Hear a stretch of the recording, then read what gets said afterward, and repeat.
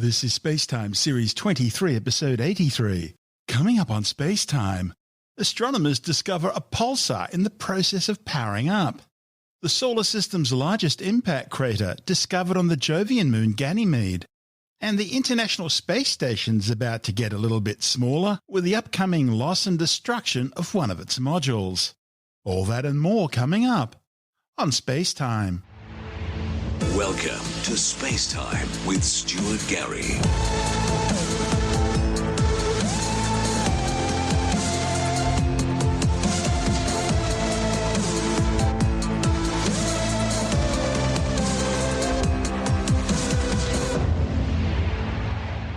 Astronomers have for the first time seen material spiralling into a distant neutron star and triggering a massive outburst of energy, thousands of times brighter than the Sun.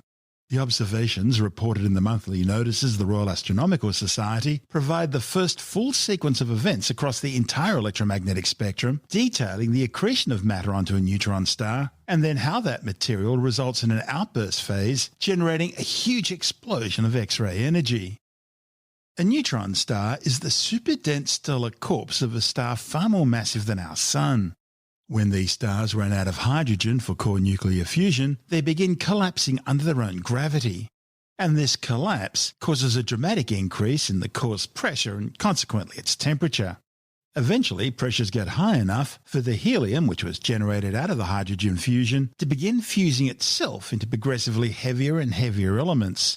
Helium initially fuses into carbon, then neon, magnesium, oxygen, silicon, and ultimately the silicon fuses into an inert core of iron plasma, which gradually builds up in the stellar core until it reaches about 1.44 times the mass of our Sun, an important figure known as the Chandrasekhar Limit. No matter how massive a star is, no star gets big enough to fuse iron into heavier elements. And so the balancing act between the outwards push of energy from nuclear fusion and the inwards pull of gravity finally reaches its end, with gravity winning. That causes the star to rapidly collapse down on itself. And because it has more than the Chandrasekhar limit of 1.44 times the mass of our Sun, there's enough force there to literally cause the protons and electrons of the atoms in the core to crush together, forming neutrons, turning the core into a neutron star. Now, at the same time as this is happening, it also triggers a massive rebound explosion called a core collapse or Type II supernova, an event so powerful it briefly releases enough energy to outshine an entire galaxy. Neutron stars are fascinating objects to study, but until now, no one's ever seen a neutron star powering up.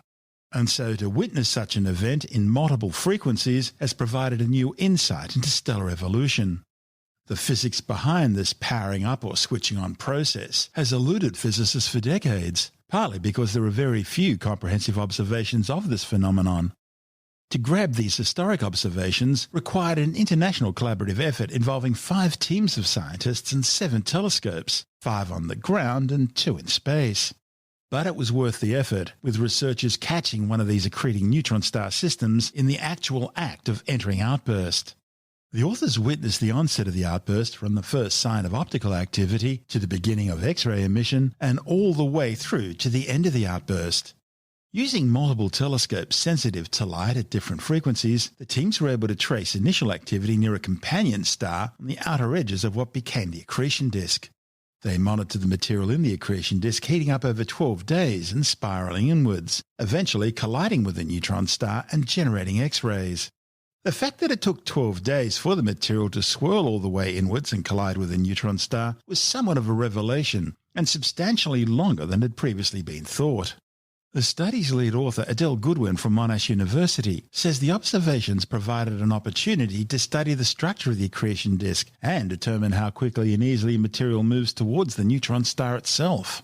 In an accreting neutron star system, a pulsar, which is a rapidly spinning neutron star, strips material away from a companion star, forming an accretion disk of material spiraling towards the pulsar, where it releases an extraordinary amount of energy. Something like 10 years worth of the Sun's total energy output over a period of just a few short weeks. This is so energetic that the majority of the radiation is released in the highest energy portions of the electromagnetic spectrum, in the X-rays. Some accreting neutron stars aren't always active, and so can spend years in a quiet state known as quiescence, where they emit barely any light at all, accreting at a very, very low rate. But then they can suddenly go into outburst, becoming extremely bright in X-rays for around a month. The pulsar Goodwin and colleagues were observing was SAX J1808.4 minus 3658, located around 11,000 light-years away in the constellation Sagittarius and spinning at around 400 times per second. What Goodwin and colleagues saw was totally unexpected. While the neutron star orbits its companion every 2 hours, the X-rays appeared 12 days after visible light increased, which was remarkably long, with most theories suggesting there should only have been about a 2 or 3 day delay. Now, accretion disks are usually made out of hydrogen, but this particular object had an accretion disk comprising at least 50% helium. Goodwin believes the excess of helium may have slowed down the heating process on the disk. That's because helium burns at a higher temperature and therefore may have caused the powering up process to take longer. We saw what's called an accreting pulsar powering up coming into outburst with more than 7 telescopes over the period of about 2 weeks.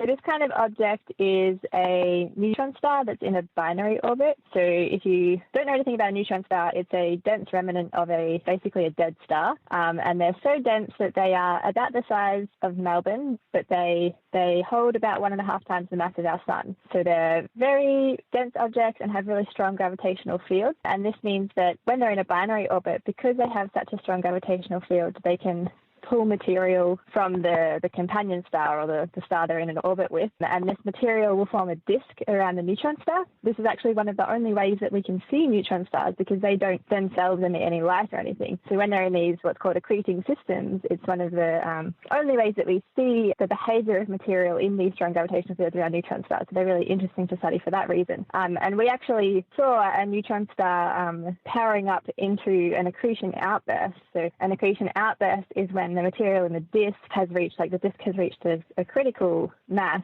and the material in the disk will start piling onto the neutron star itself. And this releases extraordinary amounts of energy, so about 10 times more energy than the sun releases in 10 years every second. And so these are so energetic that they emit light across the whole electromagnetic spectrum, but particularly in X-rays, because X-rays are a very energetic form of light. And so we actually saw from the beginnings of this accretion outburst, when there was just optical light, so kind of lower energy emission, and then it started ramping up over the next 12 days, and we started seeing UV light, and then we eventually got an X-ray detection. And these are the first detailed observations of an accretion outburst with this many telescopes, because usually we don't know these outbursts are going to happen. They can happen at any time, and they're not very common as well, so they're quite rare to catch. And so there aren't actually very many observations or any detailed observations of this ramp up to this accretion process and the accretion process itself. And so when you looked at this, could you tell exactly when the material that was accreting onto the neutron star heated up sufficiently to burn in X-rays? Was this in the form of a sudden explosion, or was it doing it as it was falling on the neutron star? Or are we thinking more like an extreme nova event where it's actually piling up on the surface of the neutron star? Well, so interestingly, in these accreting neutron star systems, we actually see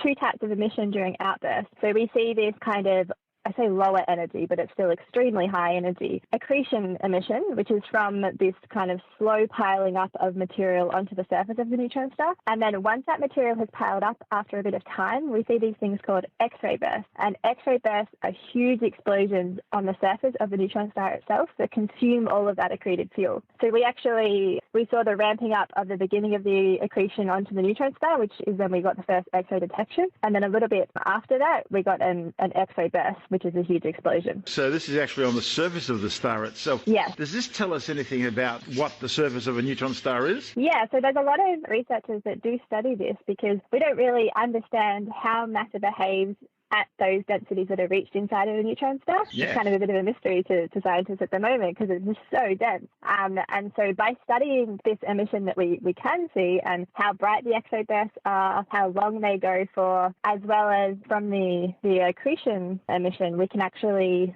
if it's a pulsar, which the one we were looking at was a pulsar, the X-ray emission we see will be what's called pulsed, and we can measure the spin period of the neutron star, and that in itself can tell us something about the equation of state, or how the matter is behaving inside the neutron star, because it could tell us how fast it's spinning and something about the mass and radius and surface gravity of the neutron star. So yeah, it does give us some information or insight into the physics of these objects and at really high densities.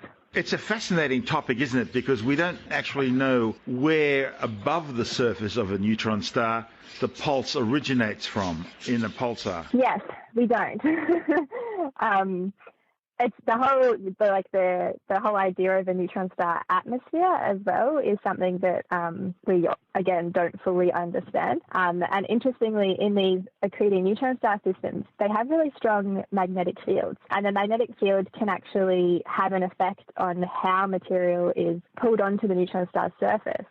So it can actually channel the flow of the accreted material, and it can cause it to perhaps be accreted onto the hotspots, so onto the magnetic poles, so at a certain location on the surface of the neutron star. And it can also affect the disk of material around the neutron star. So the magnetic field can truncate the disk, so it means the disk won't extend all the way down to the neutron star surface. It will be stuck a little bit away from the surface, and this is kind of due to the atmosphere of the neutron star and the effect of its magnetic field and what's happening around it. So by looking at observations of these systems, we can learn some information about what happens around the neutron star as well as the neutron star itself. But there's still lots we don't know. What do we know about the binary companion? Well, the companion in this system is actually very interesting. It is only 5% the mass of our sun, which makes it a little bit larger than Jupiter.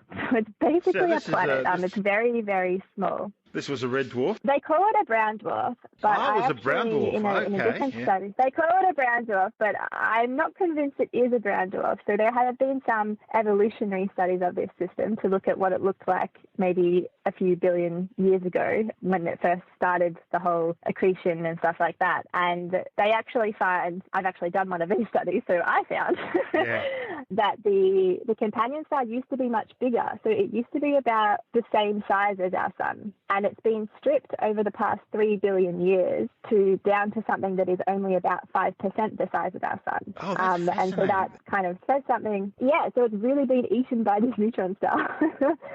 And actually, that is why the reason that we think that this companion star used to be much more massive is because of its composition. So it's like 50% helium, and a star that is smaller than our sun doesn't reach 50% helium in its core within the age of the universe, because the way that how long it takes to go through the process of hydrogen burning and then begin burning helium in the core is just not possible for a small star to get to that point. So that means that this star used to be much bigger, and over the course of the evolution, it's being consumed by this pulsar and releasing all of these energetic outbursts. What can you tell about this? I guess it may once have been a G-class star, and if it's lost its outer layers like that, what does that say about its internal structure now? Yeah, so I'm not even sure we could even call it a star anymore, because it's probably not even doing any nuclear burning at all, and it's likely fully convective. And the reason for this is because not only has it been consumed by this pulsar, like all of its mass has been pulled away, it's also been heavily irradiated by these energetic outbursts. So all of these huge explosions and light being emitted during these outbursts that we're seeing actually have an effect on the donor star, because it's irradiating it, and that can affect the internal structure of that star. So it's really had a hard time, this star. But it's still got enough mass there to instigate some type of fusion, core fusion, obviously, or not. Well, it could perhaps be, or it could just be not really doing much nuclear burning at all and just sitting there, because we actually don't see this companion star in optical.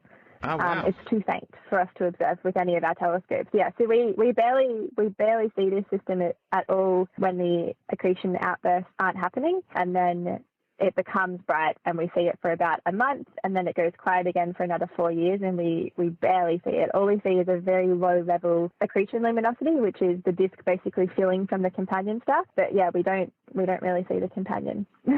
Wow. It's very small. Not even the core of the companion is shining bright blue or anything like that? Nothing? Nope. Oh, wow.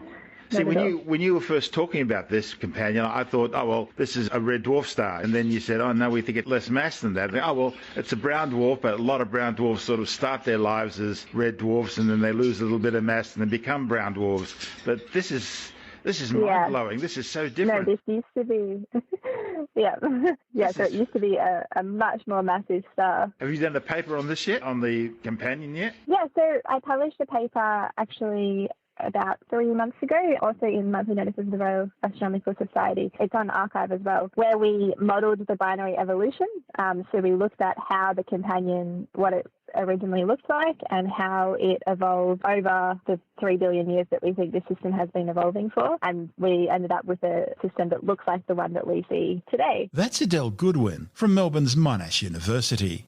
And this is SpaceTime. I'm Stuart Gary. Still to come, the solar system's largest impact crater discovered on the Jovian moon Ganymede. And the International Space Station's about to get a little bit smaller with the deliberate destruction of one of its modules. All that and more still to come on SpaceTime.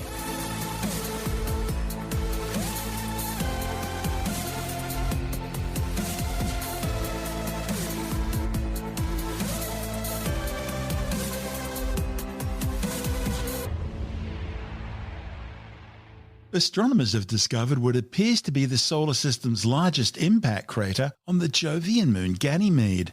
If confirmed, it would displace the 2,500 kilometre wide South Pole Aiken crater on Earth's moon, which currently holds the record as the solar system's largest impact crater. The new findings, reported in the journal Icarus, are based on a new detailed analysis of image data from NASA's Voyagers 1 and 2 spacecraft, which visited Ganymede in 1979 and 1980 respectively, as well as more recent images taken from NASA's Galileo mission, which explored the Jovian system between 1995 and 2003. The authors wanted to investigate the orientation and distribution of ancient tectonic troughs and furrows found on Ganymede. Surprisingly, they discovered that these troughs are actually concentrically distributed across most of the entire surface of Ganymede. And this global distribution suggests they're actually part of a single giant crater covering much of the Jovian moon. The authors say the radial extent of the multi-ring measured along the frozen moon's surface is some 7,800 kilometres. Ganymede's surface is categorised into two primary areas, simply known as dark terrain and bright terrain. The dark terrain is extremely old, with many craters as well as the trough formations. On the other hand, the bright terrain is comparatively recent with hardly any craters. These two types of terrain are not coherently arranged and are randomly distributed over Ganymede's surface. The furrows are believed to be Ganymede's oldest geological features because they're only found on the dark terrain. And there are many impact craters which were superimposed on top of them later on. The study reanalysed the distribution of these furrow formations over Ganymede's entire surface, revealing for the first time that almost all of the furrows were concentrically aligned around a single point. The study showed that these furrows did indeed form giant concentric rings over the entire moon. From this, the authors surmised that there's a giant multi-ring impact crater which covered the entire surface of Ganymede before the formation of the bright terrain areas. A similar ring structure, known as the Valhalla crater, remains on the surface of Callisto, another Jovian moon. Until now, the Valhalla crater has been the largest identified multi-ring crater in the Jovian system, with a radius of approximately 1,900 kilometres. Based on the results of computer simulations, the study's authors from Kobe University as well as Japan's National Institute of Technology speculate that Ganymede's giant crater could have resulted from the impact of a 150 kilometre wide asteroid into Ganymede's surface at a speed of around 20 kilometres per second. They estimate that the impact occurred around 40 million years ago. The European Space Agency's Jupiter Icy Moon Explorer mission JUICE, which is slated to launch in 2022 and arrive in the Jovian system in 2029, will increase science's knowledge of Jupiter's many moons, including the 5,263 kilometre wide Ganymede, which is the largest moon in the solar system and bigger than either the planet Mercury or the dwarf planet Pluto. Discovery that the aftermath of such a large-scale impact remains on Ganymede's surface is greatly significant in terms of the moon's formation process and evolution. For example, Callisto is almost the same size as Ganymede. However, it's not thought to have an internal structure composed of differentiated layers. On the other hand, Ganymede is thought to be composed of a differentiated layered structure consisting of rock, iron and ice. An enormous amount of heat would be needed to form these differentiated layers. And it's possible that the aforementioned large impact could well have been the source of this heat. The discovery will also have substantial significance for the Ganymede exploration programs scheduled for the coming decades. The image data from both the Voyager and Galileo missions only provide partial views of the satellite's surface. It's hoped that future missions like JUICE will be able to confirm and test the study's results by conducting detailed investigations into the multi-ring formations and whether or not there are any other remains of large-scale impacts. Hopefully, this will result in a deeper understanding of the origins and evolution of Ganymede, as well as Jupiter's other moons. This is SpaceTime. Still to come, SpaceX completes a test hop of what will eventually become its colonial transport starship, and the International Space Station's about to get a little bit smaller with the deliberate destruction of one of its modules. All that and more still to come on SpaceTime.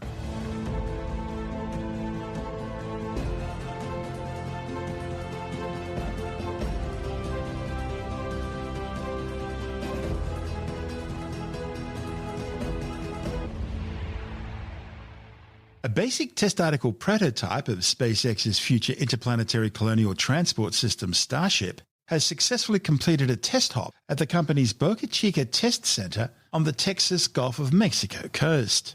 The successful test hop, which lasted less than a minute, used the SN5 prototype, little more than a large metallic cylinder built in just a few weeks. SpaceX boss Elon Musk, who sees his Starship as a colonial transport system to colonize Mars, tweeted that Mars was looking real following the flight. The estimated 150-metre test hop flight went straight up and descended straight back down again, landing in a cloud of dust and demonstrating good trajectory control. Last year, a smaller test article called Starhopper also flew to an altitude of around 150 metres before landing safely. But since then, several larger test articles have exploded during ground tests as the learning process of trial and error continues.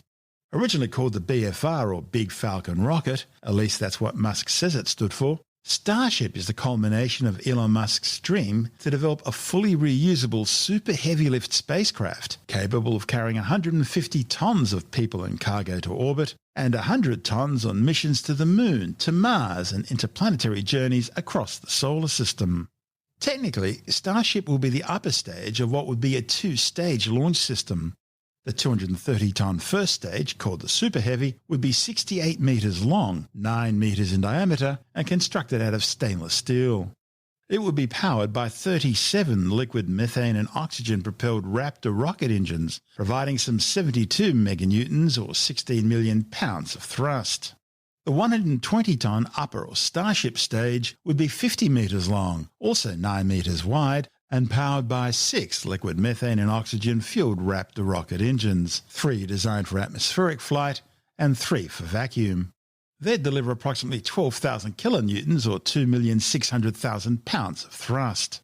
The Starship's also equipped with its own retractable landing gear, allowing rocket-assisted vertical landings. Refueling tankers and satellite payload delivery upper stage versions would also be produced.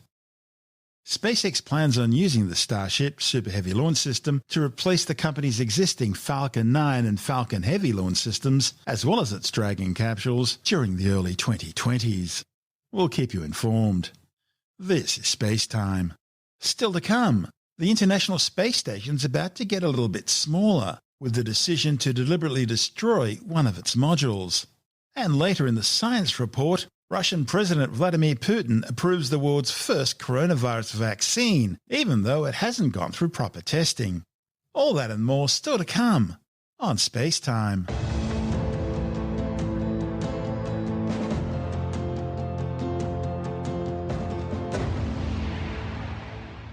A Russian Progress cargo ship, which will ultimately detach and destroy one of the modules of the International Space Station, has successfully docked with the orbiting outpost just 3 hours after launching from the Baikonur Cosmodrome in the Central Asian Republic of Kazakhstan.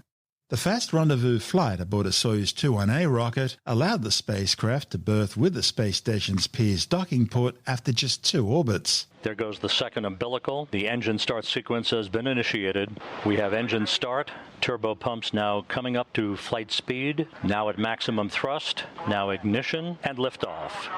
Liftoff of the 76th Progress resupply craft heading for the express lane to the International Space Station. Good roll, pitch, and yaw program are in. Progress heading out to the northeast in an orbit inclined 51.6 degrees to catch up to the International Space Station. The station now passing directly over the Baikonur Cosmodrome. All vehicle parameters reported to be stable from the blockhouse in Baikonur. Good pressure reported in the engine chambers. Yaw, pitch, and roll, all nominal, according to the launch conductor at Baikonur.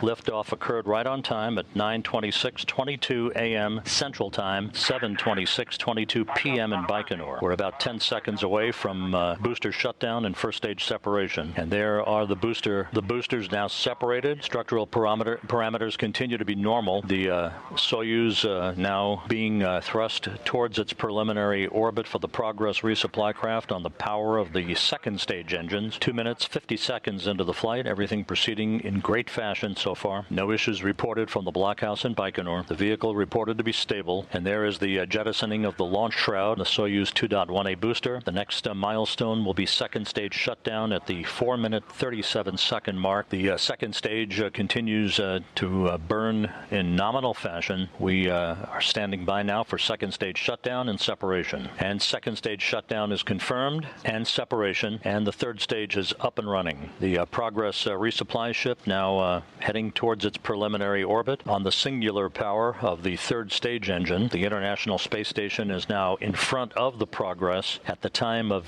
third stage shutdown and spacecraft separation, the station and its 5 residents will be about 1,100 miles ahead of Progress. The vehicle reported to be rock steady and stable as it continues its climb uphill at the 7.5-minute mark into the flight. The reports from the blockhouse in Baikonur continue to be good. Good structural stability, good orbital parameters so far. Having passed the 8-minute mark into the flight, the Soyuz booster traveling almost 15,000 miles an hour, 125 miles in altitude, 860 miles downrange from the Baikonur Cosmodrome, just a few seconds away from third stage shutdown and spacecraft separation. Third stage shutdown confirmed and spacecraft separation confirmed.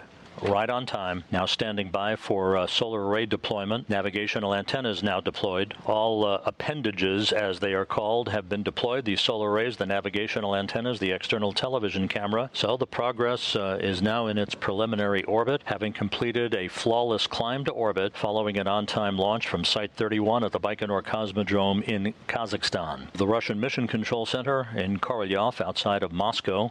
Those flight controllers now in control of the journey of the Progress to the International Space Station. This is a quick 2-orbit rendezvous. The Progress atop the Soyuz 2.1A booster launched into a narrow 15-degree corridor, a very tight corridor to accommodate a precise pinpoint path to its preliminary orbit to place the Progress on a precise course to the International Space Station. A series of engine firings now will follow over the course of the next couple of hours to raise the altitude of the resupply craft and to fine-tune its path as we move toward the vicinity of the International Space Station. Progress MS-15 was carrying 2.7 tons of fuel, water, food, medicine and other supplies for the Expedition 63 crew aboard the orbiting outpost.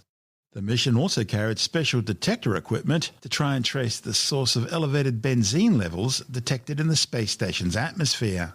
The levels aren't a problem yet, but it'd be nice to know where they're coming from. The Progress will remain docked at the space station until December. However, when it comes time to leave, the Progress MS-15 won't undertake the usual undocking and departure. Instead, it'll carry its Pirs docking port away with it, acting as a tug to pull the module safely away from the space station's nadir bottom port on the Zvezda module. It'll then drag the Pirs down into Earth's atmosphere, where it sure will burn up over the eastern South Pacific Ocean. The 3,580-kilogram, 4.9-metre-long Pirs docking port is being removed to make room for Russia's long-awaited Nuka science laboratory, which will be berthed to the port currently used by Pirs. Nuka has its own docking port which can replace Pirs for future Progress and Soyuz missions. The Pirs was launched way back on the 14th of September 2001, and it's provided the space station with a docking port for Soyuz and Progress spacecraft, as well as an airlock for spacewalks by cosmonauts using Russian Orlan spacesuits. Pirs was also capable of transferring fuel from docked spacecraft to the space station's Zvezda and Zarya modules, or the other way, from the space station to docked spacecraft. The Pirs design was based on the former Soviet Union Mir space station docking module and was initially only meant to last about 5 years. But ongoing delays with the development of Nuka has kept the Pirs operational for 4 times its original design life. This is SpaceTime.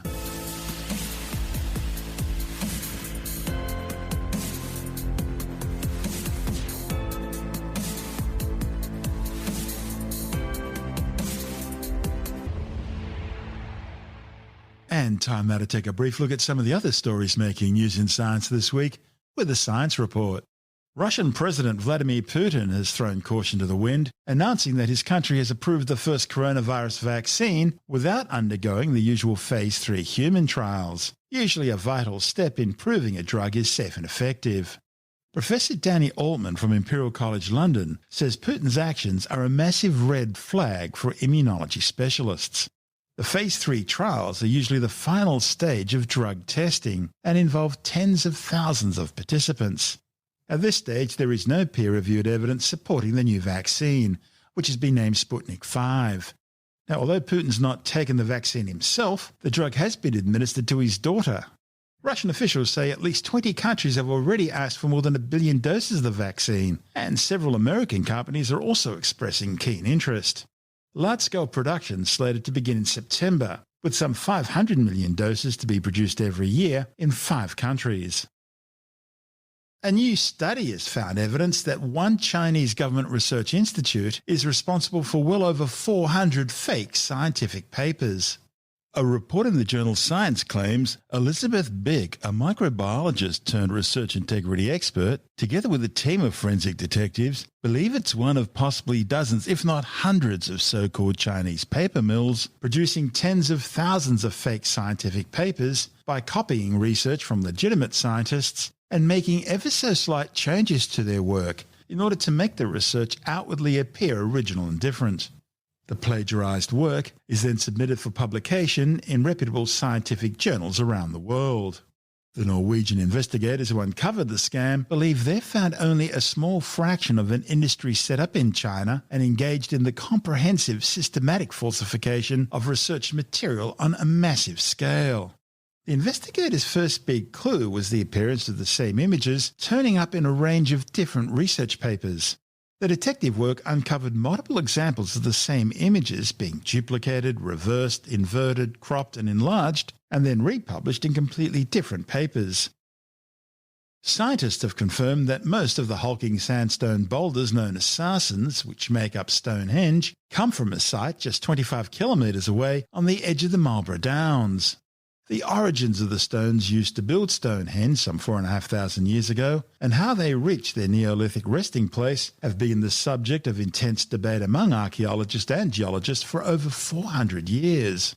2 main types of stones are present at the monument: the sarsen stones, which form the primary architecture of Stonehenge, and the blue stones near the centre of the monument. The smaller blue stones were traced to Wales years ago, but the larger sarsens have remained a mystery until now. Scientists use portable X-ray fluorescent spectrometry to determine their chemical composition and then compare them to possible extraction sites. The new findings, reported in the journal Science Advances, will help explain how the monument was constructed and perhaps offer insights into how these 20 to 30-ton monoliths were transported. Scientists have found evidence that Torres Strait Islanders were cultivating bananas more than 2,000 years ago, and that they were intensively farming bananas at least 1,300 years ago. A report in the journal Nature, Ecology and Evolution claims archaeologists uncovered banana microfossils, stone gardening tools, charcoal and a series of retaining walls dating back some 2,145 years to a site on Marbayang Island in the Torres Strait between Australia and Papua New Guinea. Bananas, technically a berry, are native to tropical Australia and Indo-Malaya. The Cavendish cultivar, the most common in the world, is now grown in 135 countries. Well, just when you thought 2020 couldn't get any stranger, comes news of a biodynamic wine. Making it requires the most advanced pseudoscientific techniques, with trained scientists adjusting for opposing vortices, the movement of the planets, and the natural energy found in butterfly venom. Still, despite all the magical hocus-pocus, there are those out there who say that biodynamic wines really do taste better. But Tim Mendham from Australian Skeptics says that sounds like it's time for another double-blind test. Biodynamics is an offshoot, a variation of organic farming and wine in particular, but biodynamic involves some very, very strange practices, some very, very spiritual-based practices like using the astrological signs, etc., to decide when you plant something. Some of the really weird beliefs highlighted in this particular blog, which is called Vinography, if someone wants to look it up. You can make a mould of a woman's stomach when she's pregnant to energize tea preparations. That's obviously the classic example is putting manure in a cow's horn and planting that with the vines to actually encourage special growth. There's the preparations involving stuffing deer bladders with particular flowers and hanging it above head height in an alder tree for the summer. It's crazy stuff, quite frankly. I mean, and yet some people are saying that biodynamic wines, the wines that are grown and processed under this regimen, actually taste nice. Is there any scientific evidence to verify any of this? No. Bluntly, no. Okay, let's move on to the next topic then. Around the world, there's about 700 vineyards that are using it. I don't know how many vineyards there are around the world, but I mean, like you would look it up probably. But that's a decent number. They some of them, a lot of them are little brands, that just might be purely biodynamic. Some of them might have a mixture of things they're using, organic and biodynamic, or even just traditional organic and biodynamic, and growing them separately. Obviously, organic you can't grow with non-organic because everyone gets very upset. You couldn't grow it with biodynamic either because, again, you're modifying the environment, aren't you? Yes. If you're adding cow manure in a horn or deer bladder, you might not go down too well. Yeah. Deer wouldn't be too happy about it either. No. But people have said they've tasted it. Occasionally they do sort of double-blind tests to say which wine tastes better, and one particular test said basically the biodynamics came out almost entirely on top always. But the problem is finding two wines that are exactly the same sort of wine, exactly the same location that they're grown in. And, of course, that's a major issue with wine is the soil and the sunlight and the slope of the land that you're on and all sorts of things. So, trying to find two wines that are exactly the same and to test whether a biodynamically grown one is better than a non-biodynamically grown one is very difficult, but it's a thing you have to do, really. You want to do enough of them to see if there's any difference. Some have said there's none. Some have said if you know it, you might tend towards a biodynamic because it seems so natural, even if it is a bit weird. The obvious question, is it for the same price as a regular wine? I don't know. I haven't gone out and bought any. I don't know how easy it is to buy. I presume it is. If there's 700 vineyards around the world, there must be some available. I'll bet you a block of flats in Tasmania that this is going to cost a lot more than a regular bottle of wine. Well, I think sort of organic often does. You don't get really cheap organic wines. So, you don't get your $5 bottle of Plonk. I drink a lot of wine. So. You seem very knowledgeable on it, yes. All right, now I've unscrewed a lot of bottles. That's Tim Mendham from Australian Skeptics. And that's the show for now.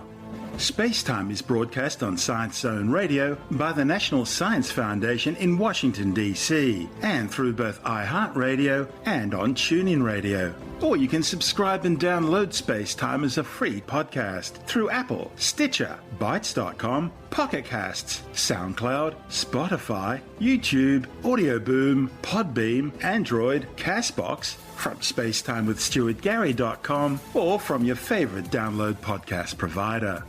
You can help support the show and the work we do by visiting the SpaceTime online shop and grabbing yourself a few goodies, or by becoming a SpaceTime patron, which gives you access to commercial-free double-episode versions of the show, as well as bonus audio content and other rewards. Just go to our Patreon page through spacetimewithstuartgary.com for all the details. If you want more SpaceTime, check out our blog, where you'll find all the stuff we couldn't fit in the show, as well as loads of images, news stories, videos, and things on the web I find interesting or amusing. Just go to spacetimewithstuartgary.tumblr.com. That's all one word and in lowercase, and that's Tumblr without the E. You can also follow us through @StuartGary on Twitter, @SpaceTime with Stuart Gary on Instagram, through our SpaceTime YouTube channel, and on Facebook, just go to www.facebook.com/spacetime with Stuart Gary. SpaceTime is brought to you in collaboration with Australian Sky and Telescope magazine, your window on the universe. You've been listening to SpaceTime with Stuart Gary. This has been another quality podcast production from Bytes.com.